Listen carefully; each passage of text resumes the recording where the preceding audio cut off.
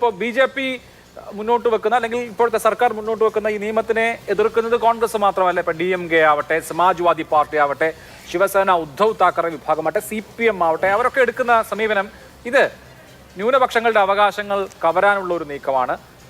ഇത് ഒരു ന്യൂനപക്ഷത്തെ മാത്രം ലക്ഷ്യം വെച്ചാണെന്ന് കരുതണ്ട. ഇപ്പോൾ മുസ്ലിം ന്യൂനപക്ഷങ്ങളാണെങ്കിൽ അടുത്തത് ക്രിസ്ത്യനാവാം, അതിനുശേഷം സിഖാവാം. അങ്ങനെ ഇത് ന്യൂനപക്ഷ അവകാശങ്ങൾ കവരാനുള്ള നീക്കമാണ് എന്ന പോയിന്റിലാണ് ഇന്ത്യയിലെ പ്രതിപക്ഷം ഈ വിഷയത്തിൽ എതിർപ്പ് രേഖപ്പെടുത്തുന്നത്. പക്ഷേ KCBCയും പിന്നീട് CBCIയും MP-മാരോട് ആവശ്യപ്പെട്ടത് ഈ നിയമത്തിന് അനുകൂലമായി വോട്ട് ചെയ്യാനാണ്.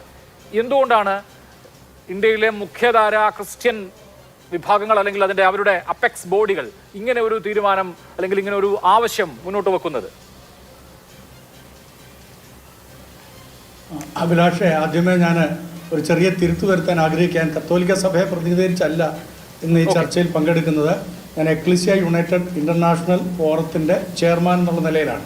കത്തോലിക്ക സഭയെ പ്രതിനിധീകരിച്ച് പറയാനായിട്ട് എനിക്ക് തോന്നുന്നത് ഫിലിപ്പ് കാവിലച്ചനും മറ്റ് വൈദികരും ഒക്കെ ഉണ്ട്.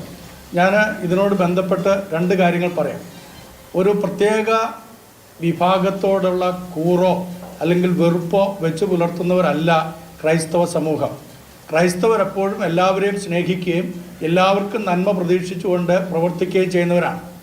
ഇവിടെ നമുക്കൊരു മതേതരത്വ രാഷ്ട്രമാണെന്ന് പറയുന്നതോടൊപ്പം തന്നെ ഈ മതേതരത്വ രാഷ്ട്രത്തിൽ ജനാധിപത്യം കൂടി ഉള്ളപ്പോൾ ഏതെങ്കിലും ഒരു പ്രത്യേക മതത്തിന് പൂർണ്ണ സ്വാതന്ത്ര്യം കൊടുത്തുകൊണ്ടും മറ്റ് ജനാധിപത്യത്തെ ഹിംസിക്കുന്ന വിധത്തിൽ ചില നടപടികൾ ആര് കൈക്കൊണ്ടാലും അത് തെറ്റാണെന്ന് വിശ്വസിക്കുന്നവരിൽപ്പെട്ട ഒരു വ്യക്തിയാണ് ഞാൻ.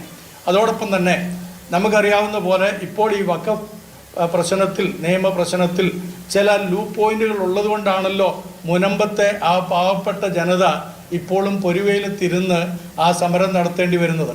അപ്പോൾ ഇതേപോലുള്ള പ്രശ്നങ്ങൾ രൂപീകരിക്കപ്പെടുവാൻ കാരണക്കാരാരാണെന്നും കൂടി നമ്മളൊന്ന് ചെയ്യുന്നത് നന്നായിരിക്കും. ഇപ്പോൾ നമുക്ക് അടിസ്ഥാനപരമായിട്ട് ഈ പ്രശ്നങ്ങൾ പരിഹരിക്കുക എന്നുള്ളതാണ് ഏറ്റവും ഇമ്മീഡിയറ്റ് ആയിട്ട് ചെയ്യേണ്ടത്. അങ്ങോട്ടും ഇങ്ങോട്ടും ബ്ലെയിം ചെയ്യുന്നത് കൊണ്ട് പ്രശ്നം പരിഹരിക്കപ്പെടുന്നില്ല. ഇവിടുത്തെ മുസ്ലിം സമൂഹവും ക്രൈസ്തവ സമൂഹവും ഹൈന്ദവ സഹോദരങ്ങളും വഖഫ് അഡ്മിനിസ്ട്രേഷൻ സംബന്ധിച്ച് ഇങ്ങനെ ഒരു നിയമം ഉണ്ടായാൽ, നിയമ ഭേദഗതി ഉണ്ടായാൽ മുനമ്പത്തെ പ്രശ്നം പരിഹരിക്കപ്പെടുമോ? മുൻകാല പ്രാബല്യത്തോടു കൂടിയാണ് വരുന്നതെങ്കിൽ തീർച്ചയായിട്ടും പരിഹരിക്കപ്പെടും. ഞാൻ പറഞ്ഞു വരികയായിരുന്നു. ക്രൈസ്തവ സഭയുടെ എന്ന് എനിക്കറിയില്ല. കേന്ദ്ര ന്യൂനപക്ഷ കാര്യ മന്ത്രി കിരൺ റിജിജു ഈ നിയമം അവതരിപ്പിച്ചുകൊണ്ട് പറഞ്ഞത് registered properties will not be interfered വിത്ത്.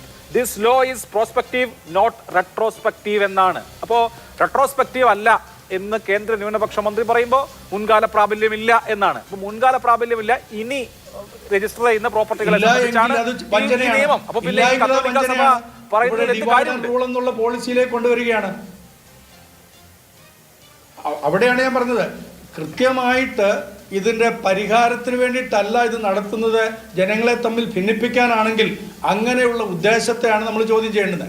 ആ ഉദ്ദേശത്തെ ചോദ്യം ചെയ്ത് അത് എവിടെയാണോ നമ്മൾ അവതരിപ്പിക്കേണ്ടത് അവിടെ ആ കാര്യങ്ങൾ അവതരിപ്പിക്കാൻ എല്ലാവരും ഒറ്റക്കെട്ടായിട്ട് നിൽക്കണം. മുനമ്പത്തെ പ്രശ്നമാണ് നമ്മളെ സംബന്ധിച്ച് ഏറ്റവും വലിയൊരു വിഷയമായിട്ട് നിൽക്കുന്നത്. അതിനെ ബേസ് ചെയ്തുകൊണ്ടാണ് ഇന്ന് സംസാരിക്കാനും വന്നത്. അപ്പോൾ നമ്മൾ ഓർക്കേണ്ടത്, ആ പാവപ്പെട്ട ജനതയ്ക്ക് പ്രശ്ന പരിഹാരം വരുത്തി കൊടുക്കാനായിട്ട് 10 മിനിറ്റ് കൊണ്ട് സാധിക്കുമെന്ന് ഇവിടുത്തെ കേരളത്തിൻ്റെ പ്രതിപക്ഷ നേതാവ് പറഞ്ഞെങ്കിലും 10 മിനിറ്റ് പോയിട്ട് 10 ദിവസമായിട്ട് 100 ദിവസമായിട്ടും അത് പരിഹാരം കണ്ടിട്ടില്ല എന്നുള്ളതും കൂടെ നമ്മൾ വിസ്മരിച്ചു പോകരുത്. അപ്പോൾ ആര് ഇതിനു വേണ്ടിയിട്ട് പ്രശ്ന പരിഹാരത്തിന് വേണ്ടിയിട്ട് മുന്നോട്ട് വരുമോ അവരോടൊപ്പം നിൽക്കണം എന്നാണ് KCBCയും അതേപോലെ CBCയും ഒക്കെ പറഞ്ഞതെന്നാണ് ഞാൻ അത് വായിച്ചപ്പോൾ, അവരുടെ നോട്ടുകൾ വായിച്ചപ്പോൾ എനിക്ക് മനസ്സിലായത്. ഇത് ഒരു പ്രത്യേക മതത്തെ തിരസ്കരിക്കാനോ അല്ലെങ്കിൽ അവരെ തമസ്കരിക്കാനോ അവരെ ഒഴിവാക്കാനോ വേണ്ടിയിട്ടല്ല. ഇവിടുത്തെ ജനാധിപത്യ സമ്പ്രദായത്തിന് മുകളിലല്ല ഒരു മതവും എന്നുള്ളത് എല്ലാവരും അറിഞ്ഞിരിക്കണം. നമ്മുടെ മതേതരത്വ മൂല്യത്തിൽ എല്ലാവരും തുല്യരുമാണ്. അപ്പോൾ ആ തുല്യതയിൽ ചില വ്യക്തികൾ കഷ്ടപ്പെടുകയും വേറെ ചില വ്യക്തികൾ ഐശ്വര്യം അനുഭവിക്കുകയും ചെയ്യുമ്പോൾ ഉണ്ടാകുന്ന അതിനകത്തെ അന്തരമുണ്ടല്ലോ, അത് പലപ്പോഴും പലർക്കും വേദനാജനകമാകുന്നു എന്നുള്ളത് എല്ലാവർക്കും അറിയാവുന്ന കാര്യമാണ്. ഒരു കാര്യം കൂടെ ഞാൻ ചോദിച്ചോട്ടെ. ഇപ്പം ഇവിടെ ഒരാൾ പറഞ്ഞ സമയത്ത് പറഞ്ഞു 30 വർഷം കൊണ്ട് 9 ലക്ഷം ഏക്കർ വഖഫിൻ്റെതായിട്ട് മാറി എന്നുള്ളത്. ഞാൻ എൻ്റെ ഒരു സ്നേഹിതൻ ഹൈക്കോടതിയിൽ അലഹബാദ് ഹൈക്കോടതിയിൽ പ്രാക്ടീസ് ചെയ്യുന്നതായിട്ടുള്ള എൻ്റെ ഒരു മുസ്ലിം സ്നേഹിതനുമായിട്ട് ഞാൻ സംസാരിച്ചു. അദ്ദേഹം ഷാഫി ചാലിൽ, ബഹുമാനപ്പെട്ട ഷാഫി ചാലിലിൻ്റെ ഒക്കെ പാർട്ടിയിൽ ഉൾപ്പെട്ട് നിൽക്കുന്ന ഒരു വ്യക്തി തന്നെയാണ്.